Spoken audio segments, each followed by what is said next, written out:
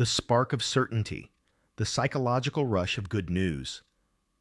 There's a moment, quiet, electric, fleeting, when a notification lights up our screen.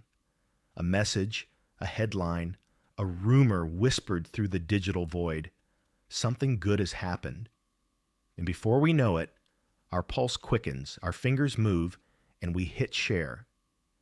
We don't stop to question it. We don't wait for confirmation. Because in that instant, truth feels irrelevant. What matters is the rush, that small burst of euphoria, that trembling sense that maybe, just maybe, the world has turned in our favor. Why do we do it? Why are we so eager to announce good news before it's even settled, before the ink has dried, before reality has had a chance to speak? Perhaps it's because certainty, even a false one, feels safer than the unknown. Ambiguity is unbearable. It stretches our nerves, makes us feel powerless. But good news? It gives us an illusion of control. It lets us believe that life is finally aligning with our desires. Psychologists have a name for this: anticipatory reward. When we expect something positive, our brain releases dopamine, not when the good thing happens, but when we think it's about to happen. In other words, it's not the truth that excites us, but the promise of it. And so we become addicted to promises. We tell ourselves, it's fine, I'll verify it later. But by the time we do, the moment has already dissolved, leaving us slightly emptier than before, hungry for the next surge, the next high. Because in the modern world, truth doesn't travel fast enough to keep up with our need for hope. This is why politicians celebrate victories before the last votes are counted. Why investors throw parties before the market stabilizes. Why news outlets push breakthrough stories long before any data can confirm them. We mistake momentum for meaning. We confuse noise for certainty. And yet, if we look deeper, this impulse isn't new. It's ancient.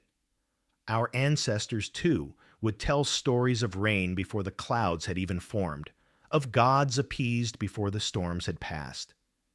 Because in uncertainty, imagination becomes a survival mechanism. Hope, even false hope, keeps us moving. But in the digital age, that instinct has been amplified 1,000-fold.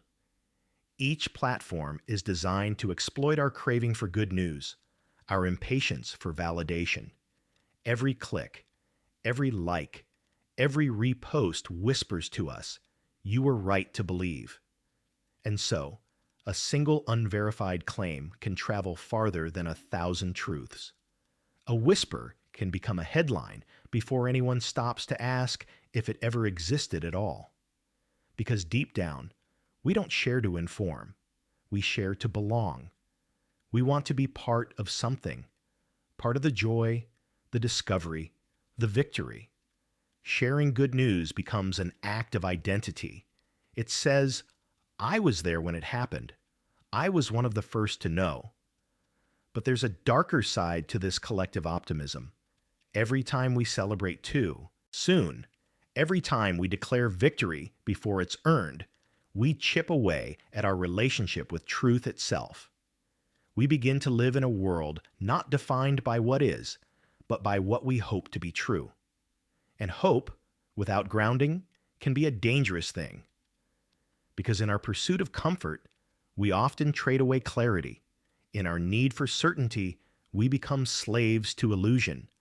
And in our desperation to believe, we forget to question.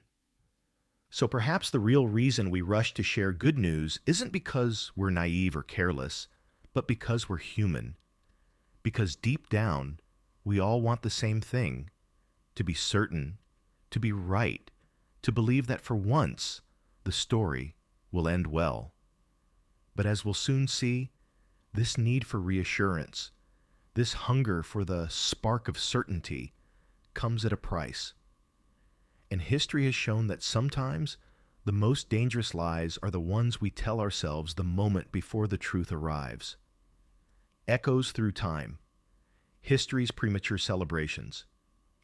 Every age has its own version of false dawns, moments when humanity convinced itself that the struggle was finally over, that a new era had begun. But history, patient and unkind, has a way of humbling our celebrations. The story of our misplaced optimism stretches back centuries. Consider 1914, when crowds flooded the streets of Europe in ecstatic relief. War had been declared, but few thought it would last long. Young men marched off smiling, waving flags, promising to return before Christmas. The newspapers called it the war to end all wars. Mothers wept with pride. Lovers kissed with faith. But within months, the trenches filled with mud, blood, and disbelief. The good news had been an illusion, one born from a refusal to face the horror of uncertainty. History would repeat itself again and again. During the French Revolution, the cry for liberté, égalité, fraternité echoed through the streets. The people believed they were witnessing the birth of a just and enlightened world. But soon the same voices that shouted for freedom cheered as heads rolled beneath the guillotine. The revolution that promised to free humanity from tyranny became its own executioner. We can trace this pattern through centuries: the moment of triumph, the collective exhale, the swift unraveling that follows. Each generation seems convinced that this time will be different. In the early 1990s, the fall of the Soviet Union inspired a new kind of euphoria. The Cold War was over, and political thinkers announced the end of history. The future, they said, would belong to liberal democracy forever. Markets would expand, peace would flourish, and the old ideologies would fade away. But decades later, that optimism feels almost naive. The world didn't settle into peace. It fractured into new forms of chaos. Once again, we celebrated before the ink on the new reality had even dried. Even revolutions that began in hope, the Arab Spring, for instance, followed the same tragic rhythm. Millions believed they were witnessing the dawn of democracy across the Middle East. But soon, the chance of freedom gave way to the familiar echoes of repression and power struggles. The good news came too early, and when it faded, it left behind a deeper exhaustion than before. These moments reveal something profound about the human mind. We are not merely creatures who experience events. We are creatures who narrate them. We don't wait for history to unfold. We try to finish the story before it's written. Psychologists call this the narrative bias, our need to impose meaning on chaos, to shape a coherent story out of uncertainty. The moment we detect a pattern that aligns with our hopes, we declare it a conclusion. Because endings comfort us, they give shape to the unknown. But in doing so, we blind ourselves to the unfolding complexity of reality. We mistake the first sign of change for the completion of transformation. Even our modern economic stories echo this same rhythm of overconfidence. In the 1990s, the new economy of the internet promised endless growth and a borderless world of prosperity. Then came the dot-com crash. In the 2000s, housing prices soared. People called it a permanent boom. Then came the collapse of 2008. Each time the good news felt so certain, so rational, so deserved. Each time the illusion shattered with the same cruel precision. Perhaps this isn't just human error, it's human nature. Optimism is our defense mechanism against despair. It keeps civilizations alive through hardship, even when the facts don't justify it. But when optimism turns into prophecy, when hope becomes a declaration rather than a pursuit, it becomes dangerous. There's a haunting symmetry to it. Every age that believed it had arrived at the light soon found itself swallowed by new shadows. So maybe the question isn't why we celebrate too early, but why we keep doing it despite knowing the cost. The answer might be that we need these illusions to survive. that our species has learned to walk through history with eyes half open, pretending the path ahead is clear even when it's not. Because if we ever stopped to face the full uncertainty of reality, if we truly accepted how fragile every moment of progress is, perhaps we'd never move forward at all. And yet, as we'll see, in the modern world, this ancient impulse to declare victory before the battle is over has evolved into something far more powerful and far more dangerous. The age of virality, the weaponization of good news. We like to believe that technology has made us more informed, more connected, more aware, but in truth, it has made us faster, and speed is not wisdom. Today, good news doesn't just travel, it explodes. One post, one video, one catchy headline, and the entire world believes that something extraordinary has happened. A cure has been found. A peace deal has been signed. A hero has emerged. A breakthrough has changed everything. And before anyone has time to ask, is it true? The story has already crossed oceans. Because in the digital age, truth isn't measured by verification. It's measured by velocity. The faster something spreads, the more real it seems. We live inside an ecosystem that rewards emotion, not accuracy. Every platform we use, Facebook, Twitter, TikTok, YouTube, has learned the same brutal formula. People click on what they want to believe. And nothing sells better than hope. In this new landscape, our ancient instinct to celebrate prematurely has become an industry. The moment we see something positive, a promising headline, a viral post, a dramatic photo, our minds light up. Dopamine surges. We share it instantly, feeling as if we've participated in progress itself. But what we're really doing is feeding a machine that profits from our desire to believe. The algorithms understand us better than we understand ourselves. They know that good news, especially the kind that feels urgent or miraculous, makes us stay longer, scroll further, engage more. They've turned our optimism into data, our trust into currency, and the results are everywhere. When a miracle cure for a deadly disease trends on social media, millions celebrate before a single peer-reviewed study exists. When markets rise for a day, financial pundits proclaim the dawn of a new golden age. When a politician tweets a promise, people declare victory before any policy has changed. It's no longer about what is true, it's about what feels true. This is the weaponization of good news. Corporations use it to polish their image. We're going green, they say, as factories keep burning in the distance. Governments use it to distract citizens. The economy is recovering, they claim, while inequality quietly grows. Influencers and media outlets use it to gain clicks, followers, trust, selling reassurance wrapped in spectacle. The tragedy is that even when these illusions are exposed, the damage is already done. Once hope goes viral, retraction rarely catches up.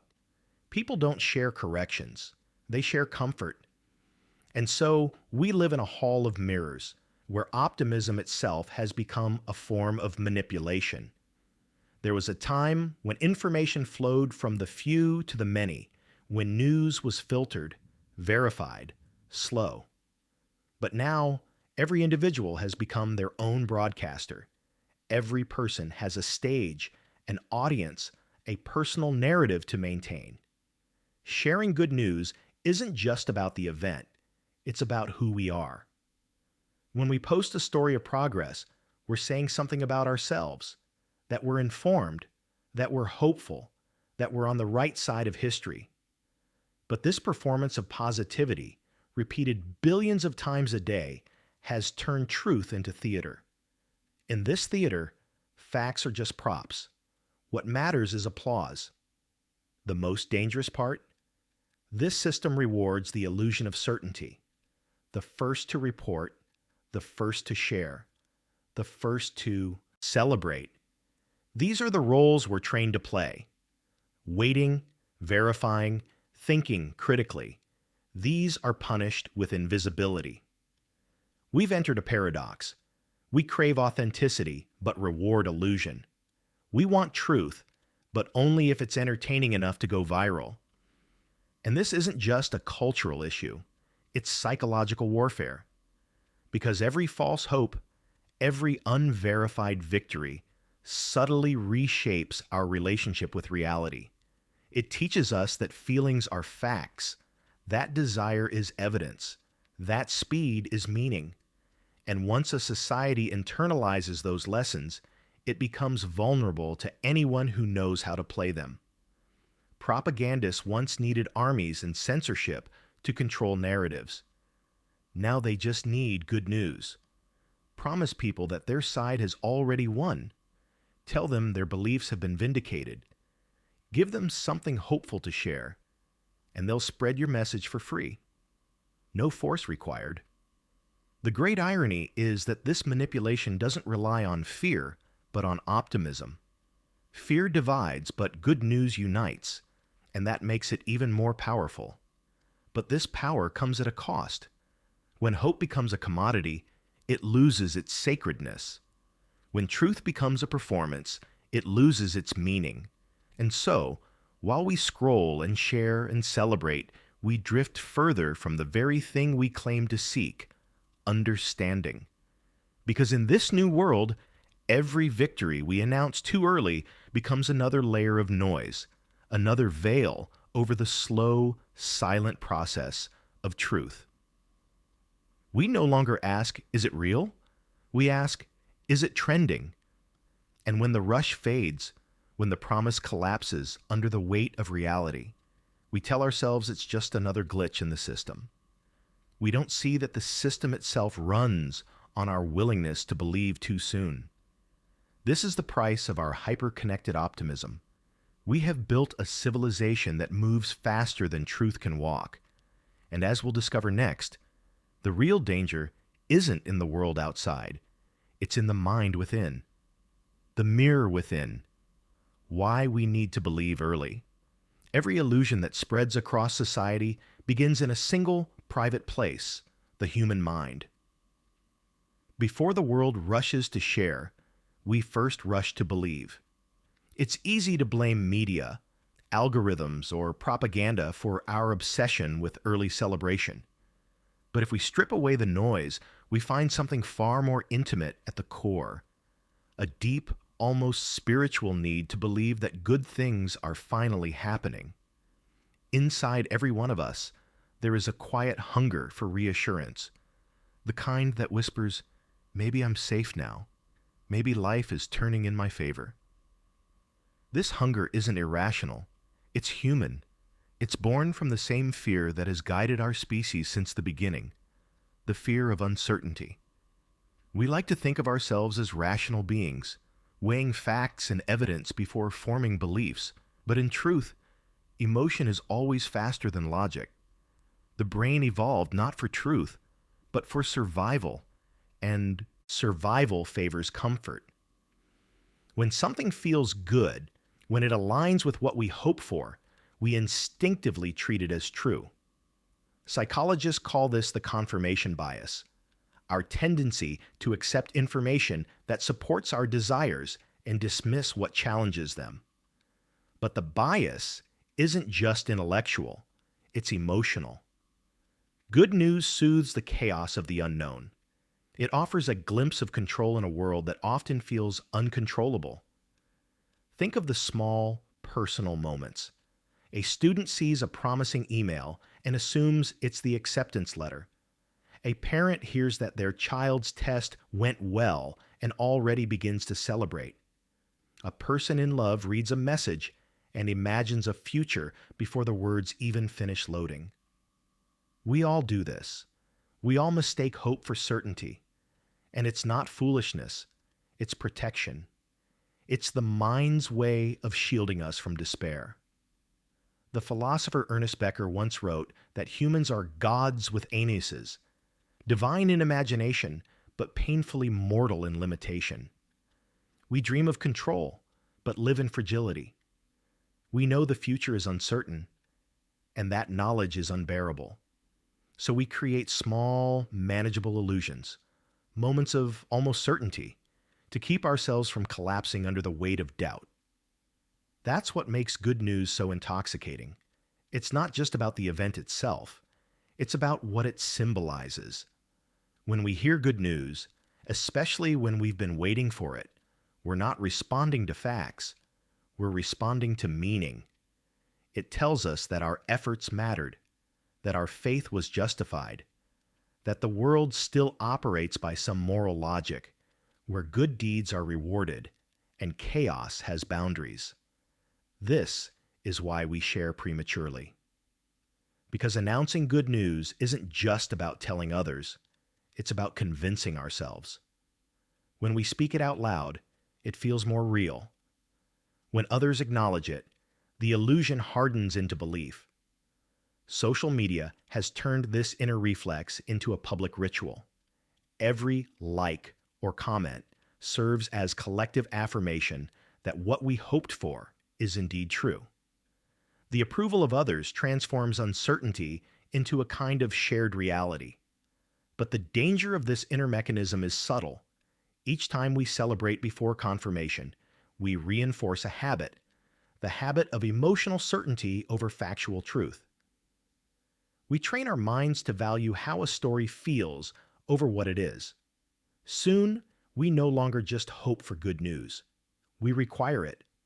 We begin to chase it, to seek constant signs that things are improving, that life is moving toward meaning. When that reassurance doesn't come, we feel restless, anxious, unmoored. We start to interpret silence as threat, neutrality as failure. And in that craving, we become manipulable. Because those who understand this inner hunger, advertisers, politicians, influencers, know that the quickest way to gain loyalty isn't through fear, but through hope. They offer us stories that make us feel safe, victorious, chosen. They give us the illusion of progress, and we embrace it, not because it's true, but because the alternative, waiting in uncertainty, feels unbearable. But there's another layer beneath even that. The need to share good news early isn't just psychological, it's existential. It reflects our longing to be seen. We want our joy to be witnessed, our progress to be validated. When we tell others that something good has happened, we're not only celebrating the event, we're affirming our identity. We're saying, I am the kind of person who wins, who hopes, who matters. That's why silence feels so heavy. It makes our existence invisible. And so we fill that silence with declarations of certainty, hoping that if we speak good news into the world, it might finally stay true. But what if that instinct, so deeply human, so innocent, is also what traps us? What if our constant need to believe early is the very thing keeping us from understanding the world as it really is? Because to live in reality means to live with doubt. And few things are harder than that. We crave the comfort of completion, but truth rarely arrives completed. It arrives uncertain, fragmented, unfinished. And to sit with that incompleteness, to resist the temptation of early belief, might be one of the hardest acts of strength there is. Soon, we'll see what happens when this collective craving for reassurance reaches its breaking point. When the endless flood of early good news begins to erode the very trust it depends on. When hope turns into noise, the collapse of trust. Every illusion eventually demands payment. And when a civilization builds itself on unverified hope, the bill always arrives in the form of disillusionment. There comes a point when the good news stops feeling good. When the announcements, the declarations, the celebrations, all begin to blend into static. The same promises echo over and over until even optimism starts to sound like propaganda. We can feel it in the air today, a growing fatigue with believing too soon. The world has become so saturated with headlines of progress, reform, and breakthroughs that many have stopped listening altogether. It's not that people no longer want to believe, it's that they no longer can. Every time a miracle cure is debunked, every time a promised reform dissolves into corruption, every time a corporation's promise of ethics turns out to be a marketing stunt, something inside us hardens. Trust erodes not all at once, but drop by drop. Sociologists call this phenomenon hope fatigue. It's the exhaustion that comes from being constantly lifted and dropped by false promises, a psychological whiplash that leaves people cynical, detached, numb. And cynicism, once it takes root, spreads faster than hope ever did. Because when good news turns out to be unreliable, the human mind adapts, not by becoming wiser, but by becoming defensive. We begin to assume that everything is a lie until proven otherwise, that every smiling face hides an agenda, that every declaration of progress conceals decay. We start to armor ourselves with disbelief. In that sense, the overproduction of good news doesn't create a more hopeful world. It creates a more paranoid one. The irony is cruel. We wanted to feel safe. We wanted reassurance. Instead, we've created a culture where no one knows what to believe. Think of the cycle. A new technology is hailed as the one that will change everything. A few years later, it brings new problems we never saw coming. A new politician vows to restore integrity. Months later, scandals erupt. A corporation pledges to go green. Behind the scenes, its emissions quietly rise. Each disappointment leaves a scar, and collectively, those scars reshape society's psyche. Nietzsche once wrote that faith in the truth begins with doubt in the false.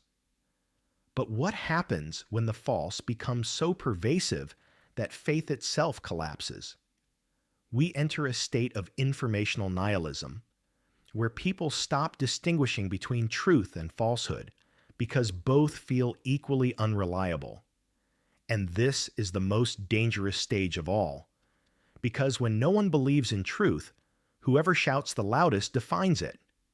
When trust dies, manipulation thrives. The collapse of trust doesn't lead to apathy. It leads to polarization. People cling to the few sources that still feel emotionally satisfying, no matter how irrational. Belief becomes tribal.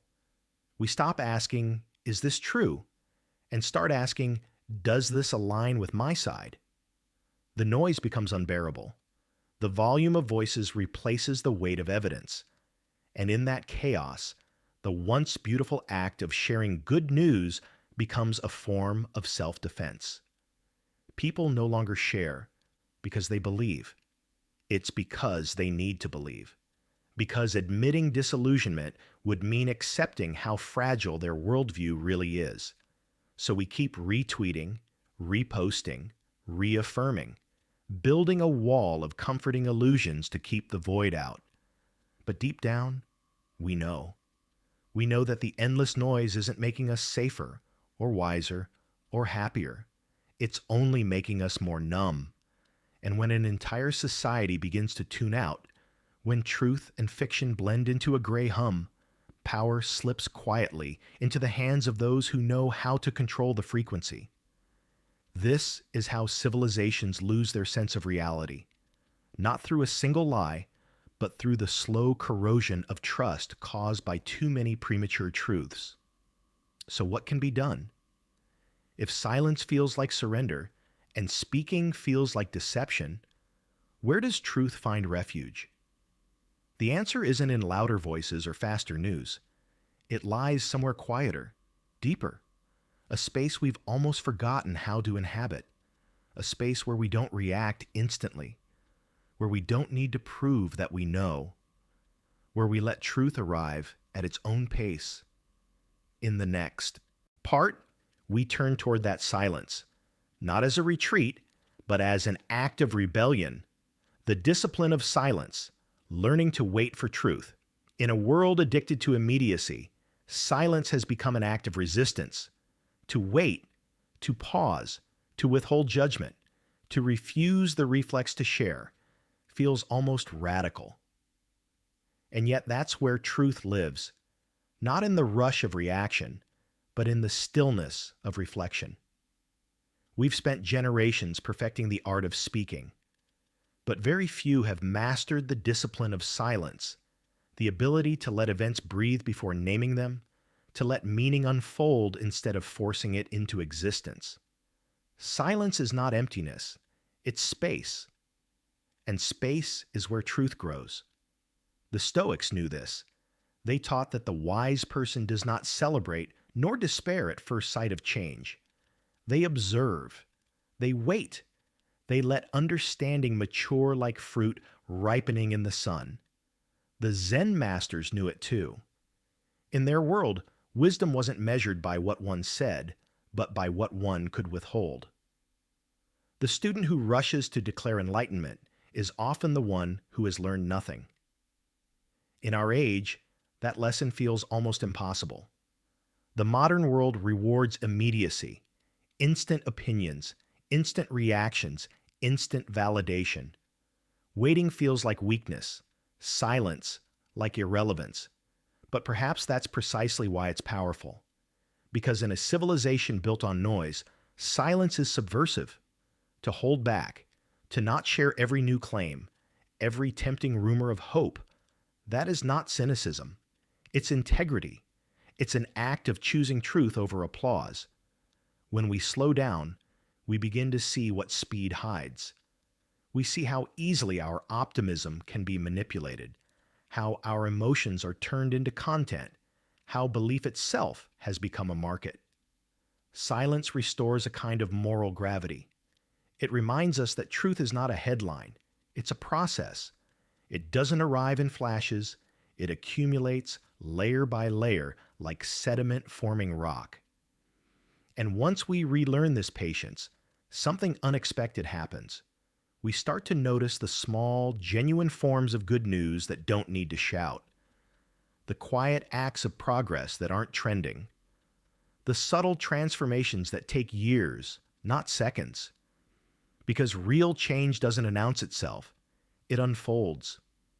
The discipline of silence also protects us from ourselves. When we learn to pause, we notice how our own desires distort perception.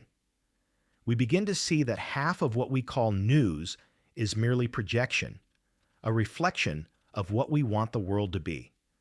By waiting, we reclaim control over that impulse. We turn from consumers of illusion into witnesses of reality. It's a difficult practice, and it will feel lonely at first. When everyone else is speaking, silence feels like absence. But gradually, it becomes strength. It becomes clarity. It's in silence that ideas mature. It's in silence that understanding deepens. And it's in silence that truth, however slow, finally becomes visible. So perhaps the path forward isn't to silence others, but to cultivate silence within ourselves, to create a small refuge of stillness in a world that never stops shouting. Because truth doesn't need us to declare it early. It doesn't demand celebration. It only asks for patience. And when we finally learn to wait for it, we discover something extraordinary. That what we were chasing all along, the sense of certainty, of stability, of peace, was never in the announcement. It was always in the waiting. And in that quiet waiting, something begins to shift. The noise fades. The illusions lose their grip. And what remains is reality itself, unhurried, unadvertised, undeniable. Next comes the final movement of this journey, the return to stillness, where the lesson completes itself. That sometimes the most revolutionary act is not to speak first, but to listen longest. The quiet revolution. Conclusion. The world falls quiet again. The same faces we saw at the beginning, the ones lit by glowing screens, the ones smiling at headlines and breaking alerts, now sit still. The light remains, but something has changed. Their expressions are softer, slower, more aware. The noise that once filled the air has thinned, leaving only the hum of quiet reflection. And in that quiet, the truth finally has room to breathe. For centuries, humanity has chased salvation through news, through declarations, victories, revelations. We've believed that if we could just hear something good, something final, we'd be free from uncertainty. That one headline could save us from the ache of not knowing. But it never did. It never could. Because truth does not arrive in breaking news.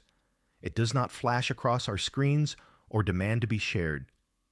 Truth emerges like dawn, slow, gradual, impossible to rush. It grows in the silence between what we hope for and what actually is. Every age believes it's on the edge of resolution. Every generation thinks it has finally reached the turning point. But history keeps whispering the same lesson. The loudest announcements are rarely the truest ones. Perhaps the next revolution won't come from those who speak first, but from those who wait. From those who practice restraint in a culture addicted to revelation. From those who understand that silence is not absence, but awareness. Because silence doesn't mean nothing is happening. It means something real is forming. Something that doesn't need to be declared to exist. And maybe that's where our evolution begins, when we stop needing to be certain and start learning to be sincere. When we stop demanding truth to arrive instantly and instead allow it to unfold, quietly, patiently, honestly. In that stillness, we find a kind of freedom. The freedom from noise, from illusion, from the desperate need to know before it's known.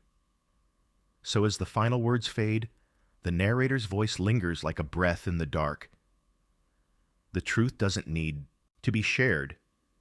It just needs to be lived. And with that, the light dims, not in despair, but in peace. The noise has ended.